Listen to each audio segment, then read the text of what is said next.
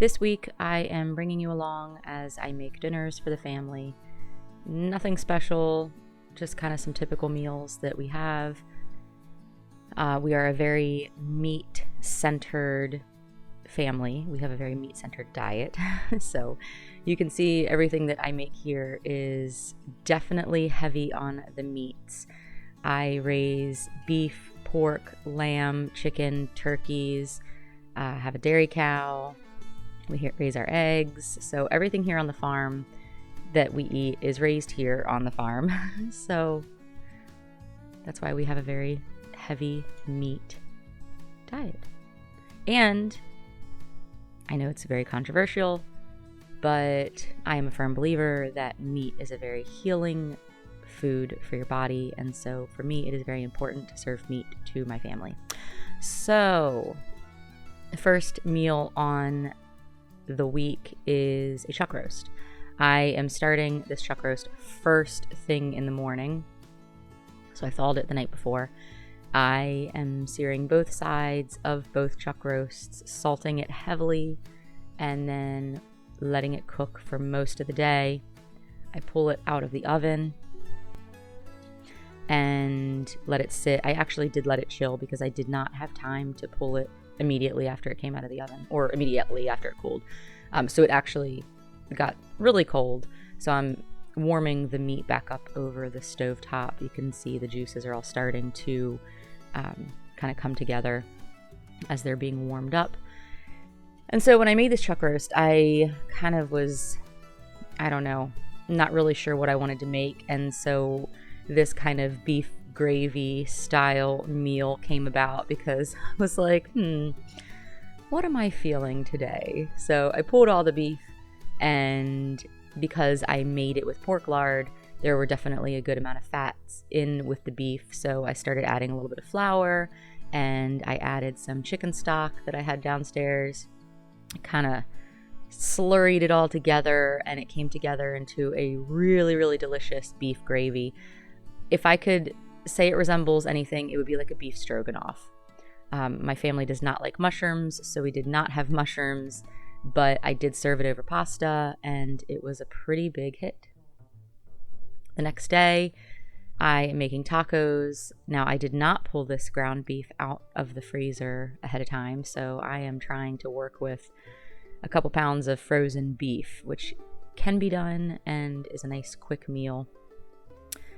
So I ran down to the basement to grab a few cups of some basmati rice, which I'm going to throw in the Instant Pot. And I'm also grabbing some corn, which we're running low on corn. So it's a little bit of a challenge for me to find where that corn is. Way down there in the back, in the dark. So this is corn that I canned a couple years ago. Yes, I will eat canned food that is a couple years old. Doesn't bother me at all. So the rice is getting started in the Instant Pot. Look, I am all about spending time cooking good food. I know sometimes people get a little hateful on things like Instant Pots and gadgets in the kitchen, but when I can press that little button and that rice comes out perfect every time, fine by me. So this is a homemade taco seasoning that I make in bulk. So I'm adding that to the beef. My kids always complain that it's too spicy. I just put a tiny little bit of cayenne pepper in it, and they said that it was a little bit too much, so I'm going to take that out for next time. So here is the taco buffet. Next on the list is salmon. So we get our salmon shipped in from a family in Alaska. It is a wild-caught sockeye salmon. If anybody is interested in getting their salmon from them as well, I'll see if I can link their actual website. It's Rollman Family Salmon. They are wonderful to work with. I bought lots and lots. I think roughly 180 pounds of salmon. But it is by far the best salmon you'll find. So that shipped directly from Alaska to Maryland. Here I am pulling out the bones. This time I did it.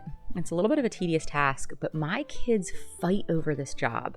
So we just bought these little tweezers for pulling the bones out, and it makes the job very simple. So like I said, even my little kids will do it.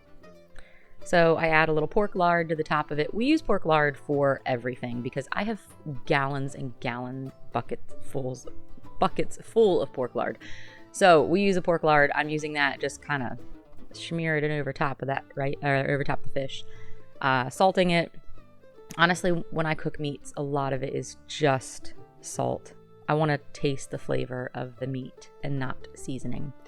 So into the oven, I can't even tell you how long I put it in there for. I just check on it, and when it looks done, I pull it out. If you know me, you know that I like seasonal eating. So for me to have lettuces in the middle of winter is not something that I typically do. However, when I went up to the local Amish market, there was some local lettuces, and so I figured, you know what? I could go for a good salad this week. So I bought some lettuces to make a good salad. And we like to do a salad buffet. So I will pull a whole bunch of things out and make a little spread. Right now I'm showing you the dill lemon sauce that I make for the salmon. This is a huge hit for the kids. It is simply just sour cream, a bunch of dill. I use dried dill just for convenience sake, but when the fresh dill is coming in, I'll use that. I squeeze some lemon in. Sometimes I'll use some lemon essential oils, just like a drop of lemon essential oil. You just need to make sure that it's food grade. And I know that's controversial. People say not to ingest it, but I do. I put a drop of lemon essential oil in with this sauce. So whatever you feel most comfortable doing. So I mix that sauce around real good, and it is like gravy on our fish. The kids go nuts.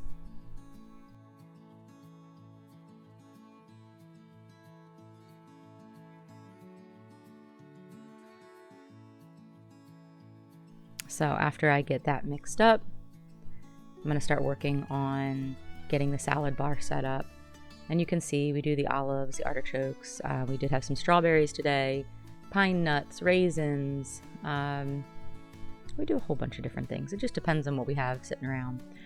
So load up the rice and the salmon and the sour cream. And it is a delicious and quick meal. And beautiful.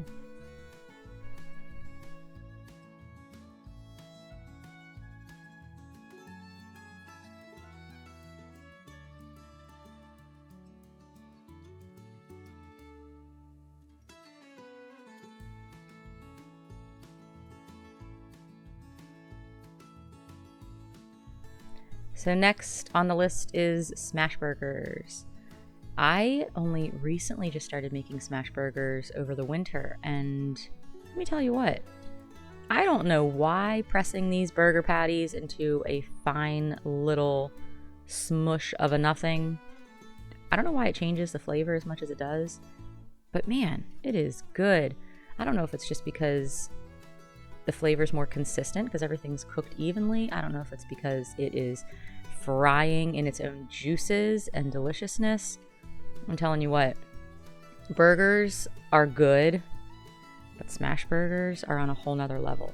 So again, I just put plain beef in, like I just roll up balls of plain beef, no filler, no egg, no breadcrumbs, nothing. I sprinkle some salt on the top, and that is the process, as you can see. So I put the burgers all together and then start assembling all the deliciousness on top. Those are pickles that we canned last year that the cucumbers were a little soft, and so the pickles are not great for fresh eating. They're more of like a relish pickle, perfect for burgers. So the next meal on our list is filet mignon, Delmonico's, and some corn pudding.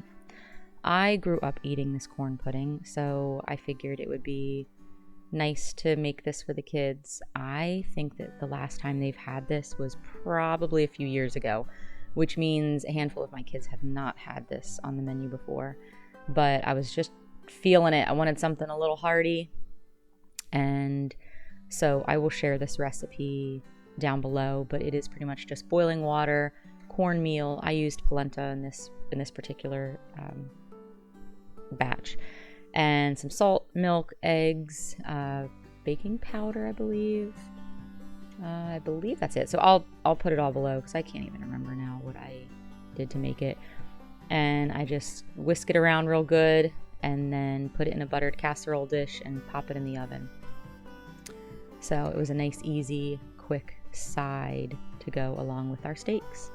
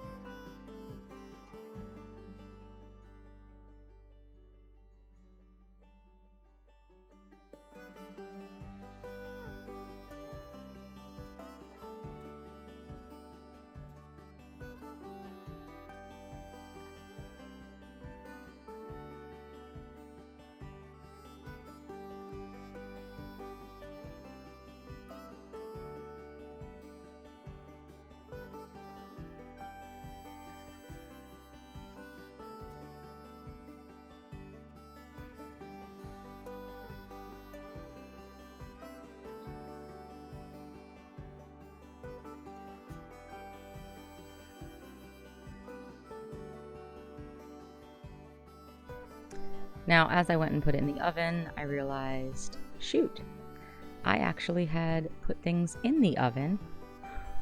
I had a bowl full of meats that I was thawing that I wanted to keep safe from the cats actually accidentally getting to. So, fortunately, they did not get cooked. But I had to pull that stuff out before putting the casserole in to bake. So I had this going. And since I was boiling hot water and it was the end of the day, I figured what a great opportunity to finish my evening out with a little bit of sleepy time tea, some honey, some raw milk, and, you know, just kind of relax a little for the evening. However, I didn't actually relax because I ended up getting a message from our neighbor saying that our cows had gotten loose. So what I ended up finding out is that our chicken wire, when it is hooked up, it is drawing too much power from the cow's fence. And so the cow's fence is not hot enough to actually shock them. So the cows ended up getting out. So anyway, I'm getting a little ahead of myself. So I'm going to throw these filet mignon on the skillet. I cook them medium rare, probably even closer to a little bit more rare with seared edges. I would much prefer an undercooked steak than something that is hard as a rock. Let me just tell you something right now. What? There are very few things in life that are as delicious as a medium rare steak. Just salt.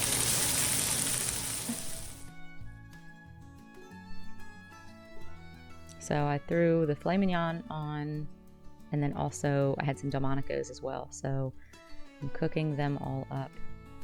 I end up just putting it on a big plate and slicing the kids the portions that they want, and that's how I serve it. So nobody gets a particular steak. We just kind of all serve it together. People get different cuts of each different type of meat. So you can see this corn pudding turned out really nicely. Because I was using the polenta, it kind of sunk to the bottom a little bit more than cornmeal. So I'm just giving it a little stir. This honestly would have been perfect consistency. I turned the oven off, shut the oven door, and was just going to kind of let it cook a little bit more just to harden up. Not really even cook, but just harden up a little bit. And that's when I had to run outside and grab the cows. So by the time I got back to it, it was dry and it was not very good. But we still ate it. And the steaks are cold. So anyway, we got the cows in, and they were very happy. They forced me to give them extra pasture a little early. And I didn't show you our sweet little addition on the farm. Little Miss Hollyhock. She's our newest little Randall calf. So I hope you enjoyed the week full of dinners.